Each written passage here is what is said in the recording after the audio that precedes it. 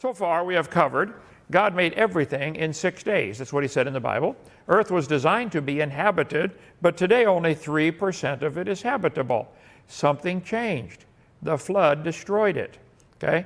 The original Earth had water under the crust and a canopy of ice above. I know there are some creationists who don't believe that. They're wrong. I'm right. Okay? Very simple. Tell them I said so. Okay. And the fountains of the deep broke open, shattered that canopy, which then, because it's super cold ice, was magnetic and was drawn into the poles, dumping on the poles, forming a rapid ice age, okay? Earth's magnetic pole created an instant ice age, burying plants and animals quickly, some of them frozen, standing up, frozen solid in a few hours. This would create all the glacier effects that we see today. So the Earth used to have a crystalline canopy, a couple inches thick, above 10 miles of air, squeezing all the air down in to maybe 10 miles. When it rained, that would raise the temperature, but when the air expanded, that would lower the temperature from the canopy being cracked, okay? Pre-flood canopy probably had 32% oxygen. You know, when they drilled into amber, how many saw the movie Jurassic Park, where they drilled into the amber and get the mosquito out, you know, mosquito blood? Also in amber, petrified tree sap, they find air bubbles. Air bubbles are 32% oxygen in amber. Huh. That's probably trapping the pre-flood atmosphere from when the trees cracked, and which is tree sap hardened is all it is. And under greater air pressure, lots bigger things could fly. Insects breathe through their skin through spiracles, okay? And there's a surface area to volume ratio problem. If you have a cube that's 1 by 1 by 1, it has 6 square inches of surface and 1 cubic inch of volume. So it has 6 to 1 surface area to volume ratio. If it gets bigger, it drops. They have a harder time breathing. They don't have enough skin. The smaller it gets, the easier it is for them to breathe. Long, complicated story. Anyway, so canopy of water overhead would increase air pressure, allowing insects to get much bigger.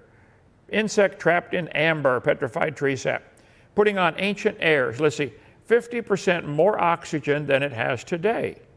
Some people say it had 35% oxygen. Well, a 50-inch wingspan dragonfly could not fly today. He can't flap fast enough, and he can't breathe enough air to keep up the speed that he needs to go that. But under greater air pressure, 50-inch dragonflies, no problem. They find fossil cockroaches 18 inches long. How'd you like to have those in your kitchen, ladies? Mm-hmm, yep. Okay. Centipede found 8.5 feet long. That's a big centipede. Fossil grasshoppers have been found 2 feet long. They couldn't possibly survive today. Couldn't make it. But we find the fossils of them. Huge tarantulas are found. See, if the Earth was spinning under the moon, I got an Earth here somewhere, do I? Oh, way back here. Okay, hang on. There we go. Okay. The moon is up, they'll call this the moon today, okay? The moon is up there holding a bump of water called the high tide. It holds it right under the moon while we spin around. So that means the water's always being sucked into that bump from all sides, and from one side, it's pulling the water in at the same speed the Earth is turning the other way. Tidal pumping. Earth has a tide because of the moon. The moon is constantly pulling water in from all sides. From one side, it's pulling it in at the same speed the Earth is turning. The tide pumping up and down, as far as the moon goes, it just holds the bump. But as far as on Earth, that tide's going up and down every 6 hours, 12.5 minutes. Tidal pumping, it's called. That would take the rocks and roll them around against each other, like a rock tumbler does, and round them off. See, at the North Pole, the Earth is turning 0 miles an hour. At the equator, it's turning 1,038. This textbook's wrong, 1,038.6, depending on your altitude. So the moon is holding that bump, and the water is constantly rushing in as the Earth spins. From one side, the water is rushing in at the same speed the Earth is turning the other way. So if the water is rushing sideways at 1,000 miles an hour, what would that do? Well, it would roll all the rocks around, that's for sure, and round them off like a rock tumbler does. You go to the hardware store, and they sell it, called it river rock. No, folks, this is worldwide. This is not river rock. This is flood rock. Look at this. 1/2 of a cubic foot is $5. How many cubic feet of river rock do we have here? A few hundred bazillion. You want some river rock? Come to Lenox, Alabama. We'll sell it to you for $4.99. Yeah, okay. Even huge rocks would be rounded off. All these features that we see happened during the flood. If the earth were smooth, not flat, by the way, it is a round earth, okay. But if the earth were smoothed off, there's enough water that it would be 8,800 feet deep everywhere. That's the average depth of the water if the earth was completely covered. See, the oceans average 12,000 feet deep now, and the continents average 27 feet high, 2,700 feet high. So smooth it out, 8,800, a mile and a half. The tide goes up and down because of it spinning under the moon. High tide, low tide at the Bay of Fundy, that changes like 30 feet there. Average tidal change, those about 5 feet. And the Bible says at the end of time, there would be scoffers who would be willingly ignorant of how God made the heavens and how the earth was standing out of the water and in the water and how the world was overflowed with water and perished. So during the flood, we talked about last time, the water under the crust would come shooting out along the cracks. The fountains of the deep broke open. That would allow the crust to sink in because the water's escaping from underneath. So the heavier stuff, the rock, is now going under where the water was. Well, that's going to contract the mass of the earth a tiny bit. So Walt Brown has great stuff on that in his book, In the Beginning. This is really getting hard to find. We can't even buy them to sell in our bookstore, can we? Yeah, Walt, get back to, he's only 86 years old. Print some more, okay? These are great, great books. And his video series, just type in Walt Brown, In the Beginning. Okay, I believe he's exactly correct. The cracks of the earth would widen, allowing the basalt underneath to squeeze up, making the continents slide away. And that, as they go up, the water's going to rush into those cracks and cool it off. They tell the kids in school there are magnetic reversals. There are no magnetic reversals. Read my lips. None, okay? No magnetic reversals. Areas that they call of weaker magnetism, it's not a reversal. The average magnetic intensity was what they were measuring, but they call this stuff a reversal down here. No, it's not. There's no way the Earth's magnetic field can reverse. That's just an excuse to try to explain the weakening magnetic field and the Earth being billions of years old. It's pure propaganda. So these continents were squeezed, the rock layers, from the side. Let's see, what's it say right here? The force had to be a horizontal compression. I agree. The mountains are squeezed up like pushing carpeting into the wall, wrinkles up like that. That's what happened during the flood, okay? Lateral compression is the best explanation for the folded mountains. That would happen automatically when the fountains of the deep broke open. See, the flood answers all this stuff. Google folded mountains. They're all over the earth. What happened here? This was rapid formation from Noah's flood. How much sideways pressure would it take to push mountains up like that? A whole bunch, right? So the earth cracked up and is still cracked up today. There are fault lines all over the place. Nobody argues about that. San Andreas Fault, Hayward Fault, New Madrid Fault. And there's still some water trapped in the crust of the earth. That's why we have thermal vents. If there's hot water shooting up into the bottom of the ocean, where does it have to be coming from? Deeper than that. Hello? It's no mega genius to figure that out.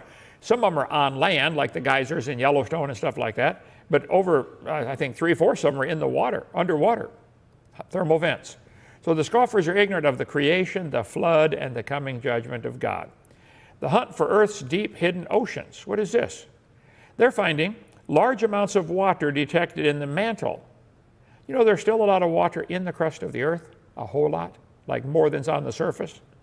Huge amount of water in Earth's mantle. Wow, let's see. Jules Verne had an idea of ocean deep below the surface in the journey to the center of the earth. Earth's mantle may contain many oceans worth of water. New Scientist magazine, 8 years ago. With the deepest 1,000 kilometers down. That's about 620 miles, okay? This implies a bigger reservoir of water on the planet than previously thought. If it wasn't there, we would all be submerged. Most of the water is still trapped in the crust of the earth. They find it in diamonds. I'll read this article for yourself. Deep sea hydrothermal vents. What is this? Our oceans may have 6 times as many hydrothermal vents as they thought. Hot water shooting up into the bottom of the oceans. There might be more than they think. Whoa, okay, doesn't matter to me, okay? As the water escaped to the top, the crust would sink in a few hundred feet, making the earth speed up. Now watch this. If an ice skater pulls their arms in, they spin faster, right? Put your arms out, they slow down. If the crust of the earth sank in just a little bit, the earth would speed up. You're concentrating the mass closer to the center. It's simple laws of inertia, okay? That may explain why all the ancient calendars had 360 days in their year. And now we have 365.2422, which is why they have a leap year every 4 years and they don't have one on the 100 year, except for the 400 year. It's a long formula. Forget it. Look it up. Okay, so escaping water and sinking crust would speed the earth up a little tiny bit. Ancient calendars.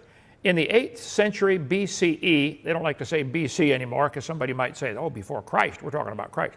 So now they call it before the Common Era. In the 8th century BCE, civilizations all over the world either discarded or modified their old 360-day calendars. Wait a minute. You mean 800 years before Christ, 1,000 years after the flood, they realized our calendars aren't working anymore. Summer's not coming in the summer. Ancient Romans used a calendar with 360 days. Ancient Egyptians had 360 days. They said, they added an extra 5 days. A long time ago, Ra, who was the god of the sun, ruled the earth. That's why Mr. Nelson said he legally changed his name to Ra. He thinks he's going to rule the world, the sun god. Mr. Nelson, you have to be bright to be a sun, okay? Let's see. Early Egyptian calendar had 360 days. Some had 365. Let's see. They devised a 365-day calendar. Seems to have begun around 3100 BCE. Well, that would be, 500 years after Noah's flood? They finally realized our calendar's off. I think the earth sped up. Just Hovind theory, okay? Seems to have begun around 3100 BC. I'm going to call it BC because I don't want to leave Christ in there. Okay. Before 2000 BC, Egyptians, or Babylonians in today's Iraq, use a year of 12 alternating 29-day and 30-day lunar months, giving a 354-day year. Let's see. It indicates their belief that the creation of the world was 3100 BC. So, in the book of Job, God's asking Job questions here. Job, where were you when I laid the foundations of the earth, when the morning stars sang together? What is this? Hope to get to go see Dr. Carl Baugh next week in Dallas, Texas. Have you guys from Texas been down there to Glen Rose? Yeah, go see Dr. Baugh. Got a great museum down there. Let's see, Dr. Baugh thinks the canopy of ice would change the radio waves of stars into audible sounds. I think the stars were singing as they went over the top of the crystalline canopy. That'd be cool. Constant music coming from the sky. Another long story. Okay. He said, who coverest it with light, covers thyself with light as with a garment. Nobody knows what light is. Give me a jar of light. Nobody knows what it is. It says, he laid the foundations of the earth that it should not be removed forever. Psalm 104. Thou coverest it with the deep as with a garment. So God covered the earth with the ocean, completely flooded it. At thy rebuke they fled. At the voice of thy thunder they hasted away. Now watch verse 8.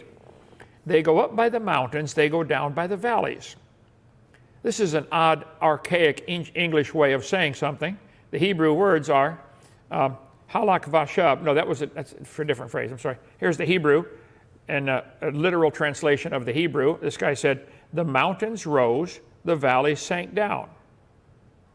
Psalms 104:8 is saying the mountains are lifting up and the valleys are sinking down. If the earth is covered in water and the mountains lift up and the valleys sink down, what's going to happen to the water? It's going to run down into the hole, right? Here you go. Many translations of the Bible, the mountains rose, the valleys sank down. The mountains rose, the valleys sank down. This is correct. Mountains rose up, the valleys went down. The mountains rose up. These are all different Bible versions and how they translate it. So what's happening? The mountains are rising up. They flowed over the mountains. They went down into the valleys to the place you assigned for them. That's the non-inspired version. Let's see. The mountains rose, the valleys sank down. The mountains came up and the valleys went down. Mountains rose, the valleys sank. Mountains rose, the valleys sank. This is what it teaches anyway. What's happening at the end of the flood, the mountains are lifting up and the valleys are sinking down. That's going to make the water run off. Mountains rose, the valleys sank. It's interesting. The fractured plates of the earth from Noah's flood would be flexing up and down as they settle into place. This would be why many mountain ranges seem to follow the coastline. If the earth is covered in water and one place lifts up a little bit, the water's going to run down. Duh, right? It's interesting, the mountain ranges all over the world follow the coastlines. Why is that? The Norwegian mountains follow the North Sea. Okay. The Italians got all kinds of mountains over there following. I think they happen at the same time. The mountains rose, the valleys sank down. South American Andes mountains follow the South Pacific. So the Bible says the water assuaged, means it sank down. And it says the waters returned from off the earth continually. That's the Hebrew phrase I was looking for, halak vashab. The water was going and returning, sloshing back and forth. That would happen if the mountains rose and the valley sank. The water would slosh around for a while. Okay, let's see. I think the sedimentary rock were laid down during part of the flood. Mountains folded up, and the water sloshed back and forth, wiped them off clean, and deposited new layers on top. I think all the features that we see on planet Earth today in geology are best explained by the flood. The plates of the earth, one place lifts up, someplace else goes down. Water's going to run off. And in some places, go racing off, depending how fast it tips, okay? Ripples in sand created by wind and waves. You know, they're finding giant ripples in the Sahara Desert. They're saying these are not wind-blown sand dunes. These are water ripples, only huge. There's a video about that somewhere. I'll find that. So the surface would be eroded, new layers deposited on top. I think all the unconformities we see are best explained by Noah's flood. And the ark rested in the 7th month upon the mountains of Ararat. I think they found Noah's ark, not on the mountain, but in the mountains of Ararat. Type in Ron Wyatt Discoveries, W-Y-A-T-T. In the 600th year of Noah's life, the 2nd month, the 17th day of the month, all the fountains of the great deep were broken up. Genesis 7. He'd gone in 7 days before that. So in the 601st year, you can read Genesis 7 and 8 and put the dates together. We'll call it February the 2nd. February 10th, he goes into the ark. Rain starts on February 17th.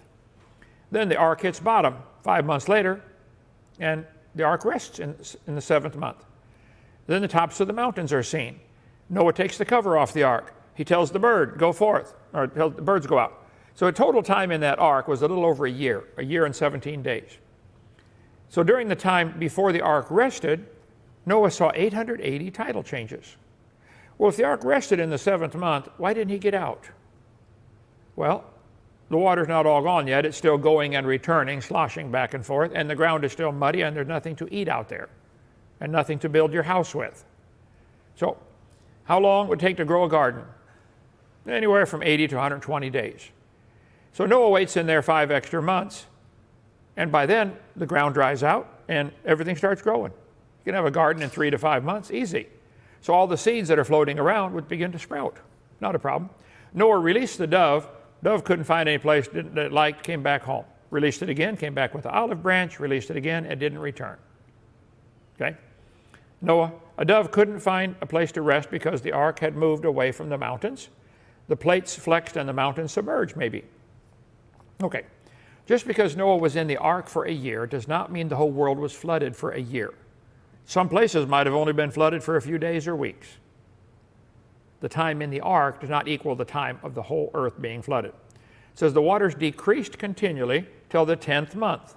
So you can put together all the dates in Genesis 7 and 8 and find out a year and 17 days. So as the tide's going up and down, this is what people don't get.